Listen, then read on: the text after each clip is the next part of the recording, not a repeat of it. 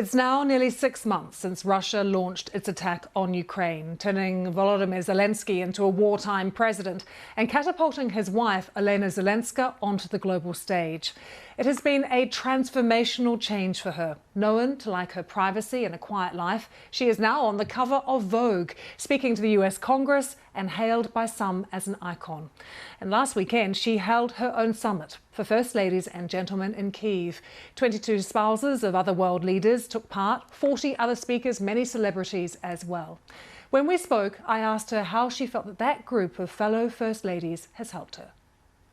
To be honest, I felt the power of the community from the very first days of the full-blown invasion of the 24th of February, because each of them provided not just the words of support, but actions. Together, we helped taking the children with cancer abroad. We will carry on implementing cultural projects because it's very important to carry on a Ukrainian cultural expansion without stopping, and we can help give an example of the First Lady of Latvia that takes care of newborn babies of Ukrainian mums that were now at the Latvian territory. And it's not just a declaration of friendship. It's not. It's the actions that we are doing together. Do you think there is something unique, though, about the way that women help other women? We call this the diplomacy of soft power. And the First Ladies do not have political impact opportunity, but we have the emotional impact. And sometimes it gives more for cooperation between the countries than various political aspects or geopolitical aspects. When we understand one another, when we feel one another, we can cope with a lot more, we can achieve a lot more, and the influence of the First Ladies in the world cannot be overestimated. It's very powerful. That's why we are using it. Are you worried about how many Ukrainian women have left, though, when it comes to the recovery of the country when the war is over, that so many women won't be there potentially?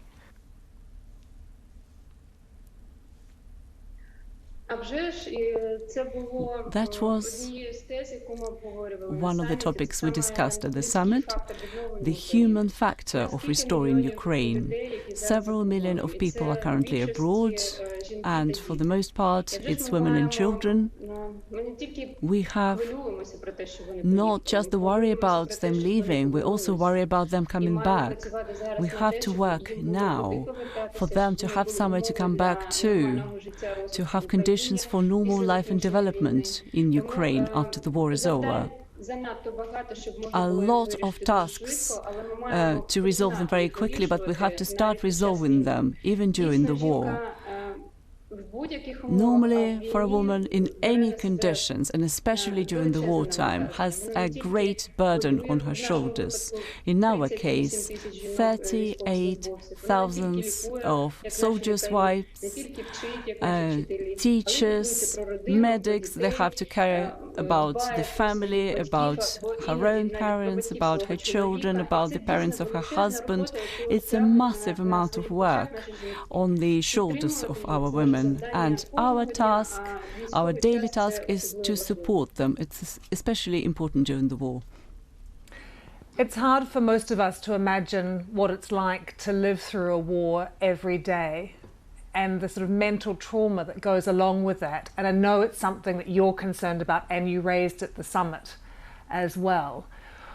What is the best way that you think people can cope with the daily stress of war?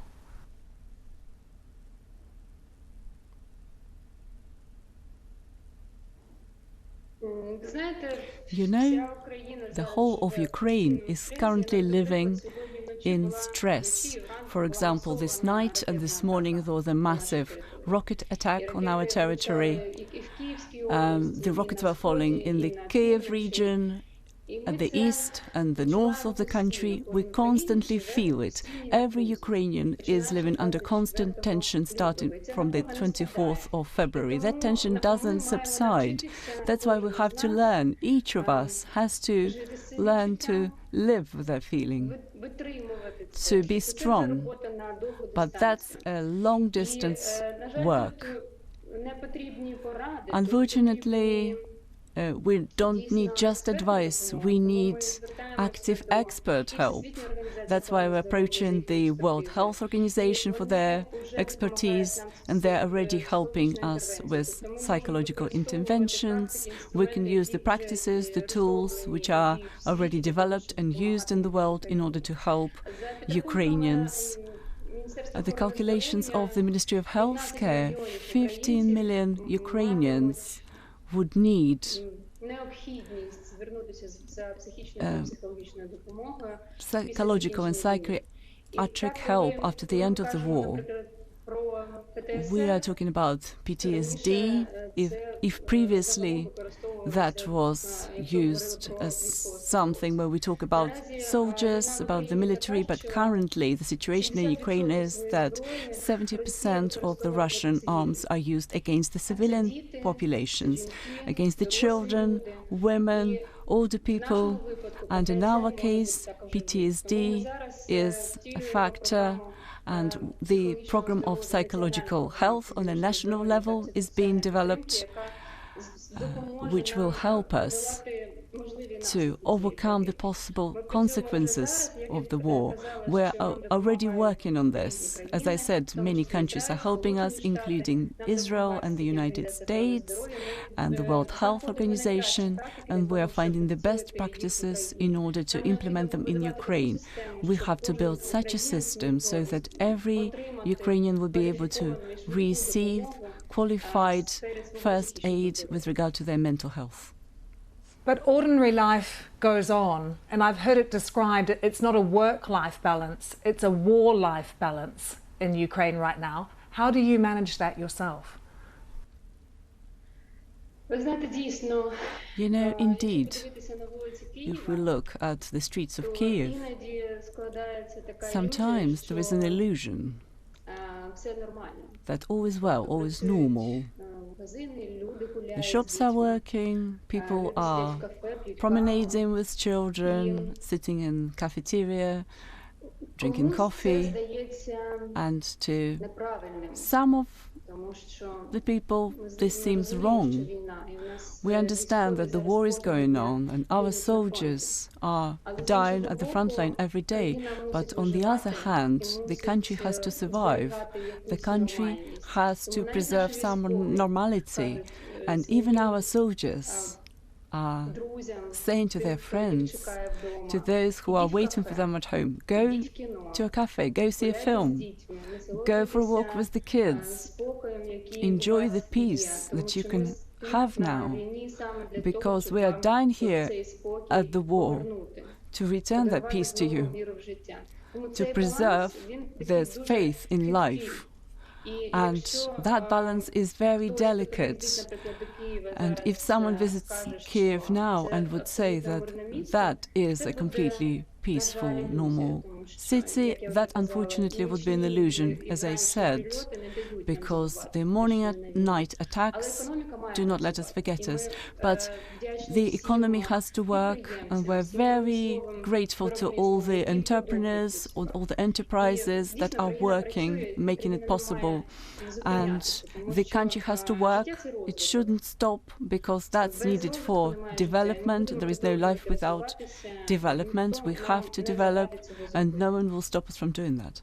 Mrs. Zelenska, you are very different from your husband, though. You are known to like your privacy and to actually be quite a quiet person too, and yet here you are talking to me, talking to other media organisations as well, and some even say that you're an icon now. Does all of this make you feel a bit uncomfortable, or do you feel like it's necessary for you to give publicity to what is happening in your country?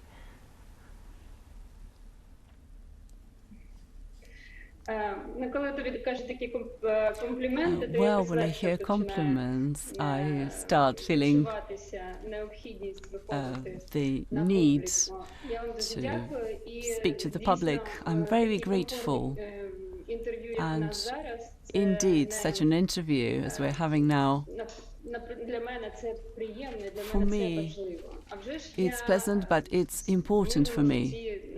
In peaceful time, I'm not used to such excessive attention. But now, in Ukraine, everyone is fighting at their own front.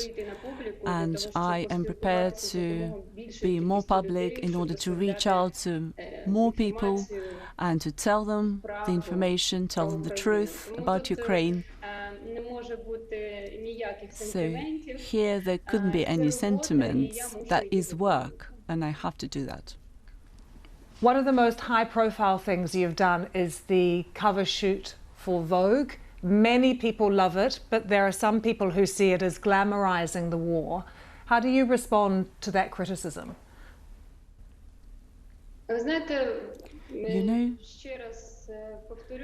I will repeat myself again that I'm using every opportunity to speak about Ukraine. That was a massive opportunity because millions of people read Vogue, tens of millions of people in the world. It's a very popular publication, and to be able to speak to them direct, that was my duty. And that was an interesting experience. It was a very short period of time, literally a few hours during the interview. That was very important for me. And there will be always someone criticizing. There always would be some issues. I believe that it's better to do something and to be criticized than to do nothing. Mrs. Zelenska, I have one final question for you. Do you allow yourself to look into the future, to imagine a time after the war, or do you simply just have to look at every day and getting through every day?